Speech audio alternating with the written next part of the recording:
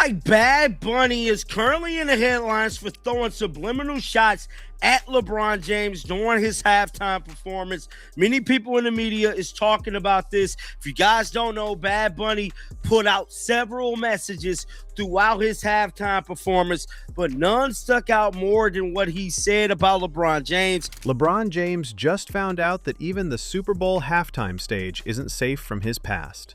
During the biggest show on earth, Bad Bunny decided to remind the world of LeBron's most embarrassing finals loss.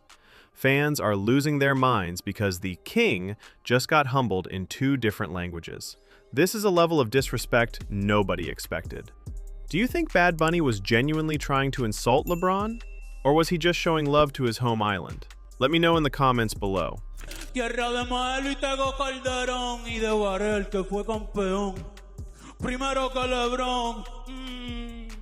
Let's talk about the absolute madness we just witnessed at Super Bowl 60. We were all sitting there, expecting a high-energy show from Bad Bunny, which we got, but we didn't expect him to pull out a surgical knife and start dissecting LeBron James's legacy in the middle of a dance break. If you were watching and don't speak Spanish, you probably missed the moment where the king caught a stray that traveled all the way from Puerto Rico to Santa Clara. It was subtle, it was clever, and it was devastatingly effective. Coming off a historic Grammys win, Bad Bunny is gearing up to make even more history at this weekend's game. The musician, whose real name is Benito Ocasio, is set to be the first Super Bowl headliner to perform completely in Spanish. He'll also be the first male Latino artist to headline and the first artist on an independent label to headline. Bad Bunny became the first artist to perform an entire halftime show in Spanish, which is cool and historic, right? But the internet didn't care about the history. All anyone can talk about is the line where he mentioned LeBron James and JJ Barea. For the uninitiated, JJ Barea is a Puerto Rican legend who was a key part of the 2011 Dallas Mavericks. You know, the team that famously took down LeBron's Big Three Miami Heat in one of the biggest upsets in NBA history. During the performance, Bad Bunny dropped the line, "Y de Barea, el que fue campeón, primero que LeBron." Translation? And Barea, the one who was champion before LeBron. Think about the level of disrespect required to do that. You're at the Super Bowl. You have over 135 million people watching. You're on the most expensive stage in the world. And you decide to spend 10 seconds reminding the world that a 5'10" backup point guard got a ring before the greatest player of our generation. It's a masterclass in petty. LeBron was probably in the stands or at home, nodding his head to the beat, maybe even doing that little shoulder shimmy he does, having no idea he was being cooked in real time. It's like getting roasted at your own birthday party in a language you didn't bother to learn. So I asked the dumb questions here. So you went to see Bad Bunny? At his residence. Yeah, man. He's now the halftime Super Bowl performer. Yes, What did you think of the concert, and is he the right guy for halftime? It was unbelievable. I had an unbelievable time. It was actually the opening weekend, the time I was there. And, Puerto Rico is like a great place for me. They always welcome me and my friends there and my family there. So much respect that I have for the island and everybody down there. I'm super happy for Bad Bunny that he's able to represent the Super Bowl in San Francisco. That's going to be super dope. And hopefully I could be there, man. Just support him. He's a great friend of mine. So that was great to see that. What makes this even funnier is that LeBron and Bad Bunny are supposed to be friends. We've seen them hanging out. We've seen LeBron at his concerts.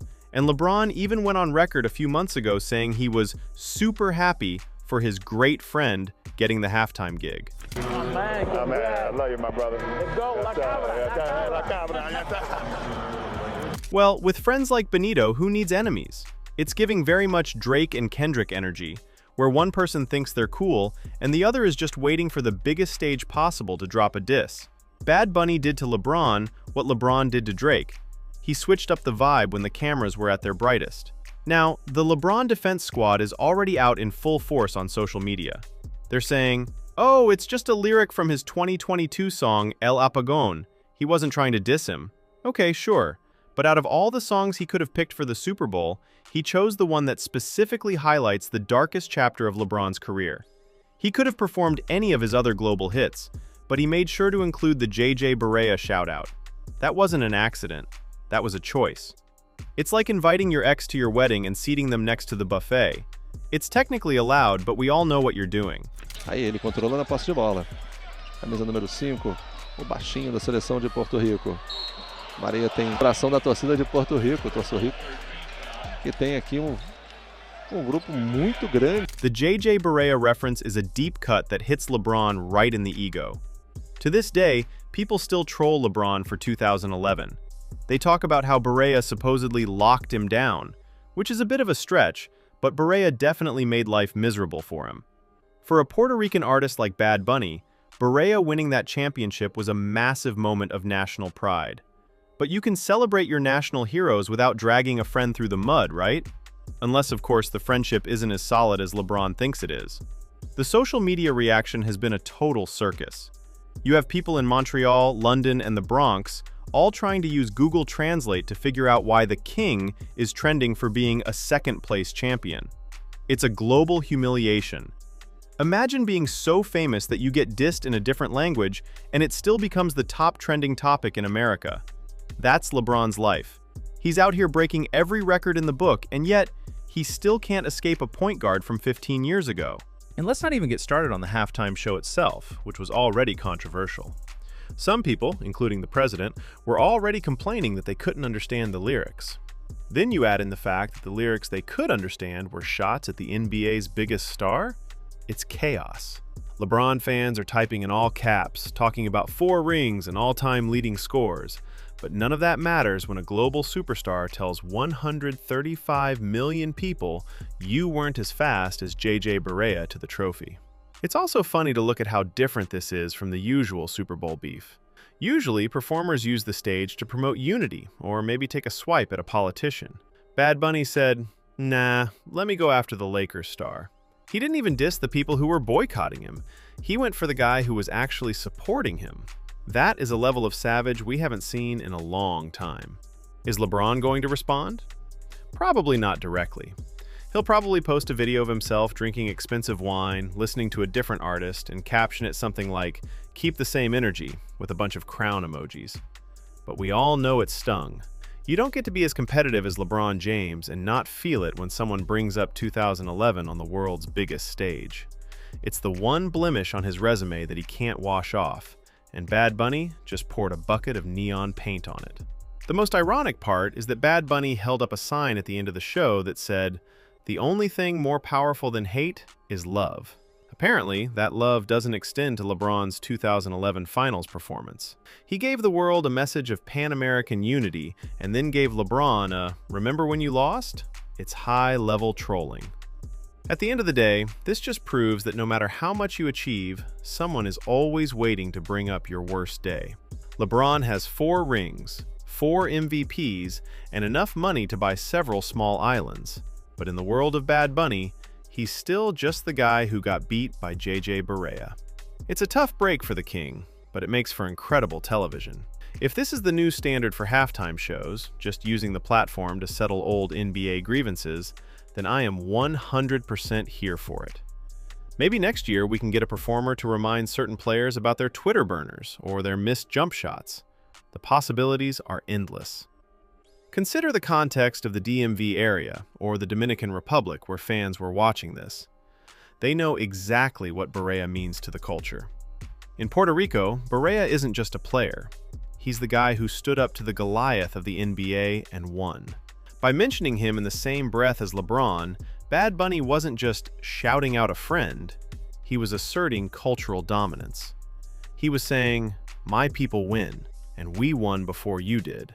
That's a heavy statement to make when LeBron is sitting there in the VIP box, probably thinking he's the guest of honor. The disrespect is so thick you could cut it with a knife. LeBron fans are trying to cope by saying, "At least he's mentioned." But that's like saying, "At least your car was mentioned in the news after it got totaled." It's not the kind of publicity you want. And let's be honest, LeBron catching strays in Spanish is a whole different level of embarrassment. It means the hate has gone global. It's not just the talking heads on sports networks anymore. It's the guy with the most streams in the world. Think about the casual fan watching from London or Denmark. They might not know the intricate details of the 2011 finals, but they know what campeón primero que LeBron means. They know the comparison is being made. Bad Bunny basically exported LeBron's biggest failure to every corner of the planet. It's like a worldwide broadcast of your most embarrassing high school moment, except your high school moment involves losing to a guy who looks like your insurance agent. Even if you aren't a LeBron fan, you have to admit the disrespect is out of hand. The guy is essentially a billionaire, a global icon, and a first-ballot Hall of Famer, and he still can't get through a 15-minute concert without someone reminding him that Dirk Nowitzki and JJ Barea stole his lunch money in Dallas. It's a testament to how much people love to see the king fall. Bad Bunny tapped into that energy and rode it all the way to a record-breaking viewership number. And what about the NBA community? You know the locker rooms are buzzing. Every player from Caitlin Clark to Luka Doncic probably saw that clip on Twitter 5 minutes after it happened. The GOAT debate just took a weird turn when a rapper from Puerto Rico entered the conversation to remind everyone that JJ Barea has the same number of rings as some of the legends LeBron is compared to. And he got his first one while LeBron was still learning how to win. It's just wild. Bad Bunny could have done anything. He could have brought out more surprise guests, he could have done a political speech, but he chose to go with the JJ Barea fact check. It shows you where his mind is. He's a basketball fan, and like any fan, he knows exactly where the soft spots are. He knew this line would generate more engagement than any fancy set design or pyrotechnic display. And he was right. We're all talking about it. LeBron's fan base is calling it forced and lame, but the sarcasm in the air is undeniable. The king is getting booed at Super Bowls, he's getting dissed at halftime shows, and he's probably going to get trolled in the next Pixar movie at this rate. There is no escape. When you proclaim yourself the king, everyone wants to see if your crown is made of gold or plastic. Bad Bunny just checked the receipt and told 135 million people it was a knockoff from 2011. In the end, it's just another day in the life of LeBron James. He'll go out, score 25 points, grab 8 rebounds, and pretend he didn't hear a thing. But deep down, every time he hears a Bad Bunny song in the arena, he's going to think about JJ Barea. He's going to think about that Dallas series, and he's going to realize that no matter how many points he scores, he can never outrun a well-timed diss in a halftime show. Bad Bunny won this round without even breaking a sweat. The sheer irony of Bad Bunny and LeBron being friends adds a layer of comedy to this that you just can't write.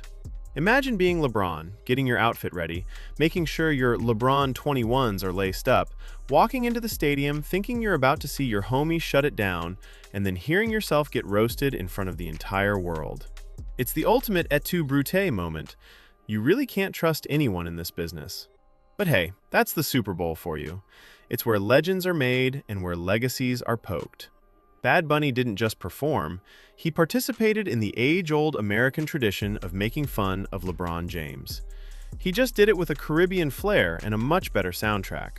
So cheers to the king for being the most talked about person at a game he wasn't even playing in. That's greatness, I guess. Even when you're losing, you're the center of the universe. It's safe to say LeBron James won't be adding any Bad Bunny songs to his pregame playlist anytime soon. The disrespect was loud, clear, and perfectly timed. If you think LeBron needs to fire back or if Bad Bunny was just being real, let us know. Make sure to like this video and subscribe so you don't miss the fallout. See ya!